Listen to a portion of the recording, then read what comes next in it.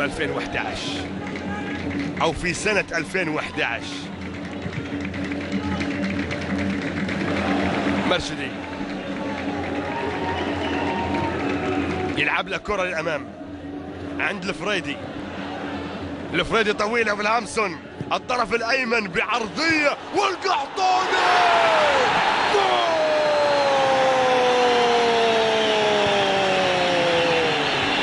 رأسية من ياسر القحطاني وياسر الكاسر في مرمى نجران بهدف ثاني بعد عرضية من كريستيان فيلهامسون يأتي بالهدف رقم 2 للهلال مع الدقيقة رقم 57.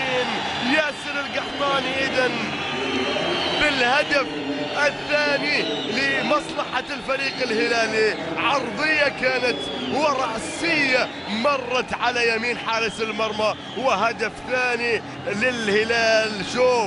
شوف المحاولة وشوف الفريدي لمسة والثانية والثالثة برأسية على يمين حارس المرمى. ب2-0 الآن لمصلحة الفريق الهلالي. شوف المحاولة وشوف العرضية. صعبة الكرات لما تلامس الأرض قبل حارس المرمى، صعبة الكرات.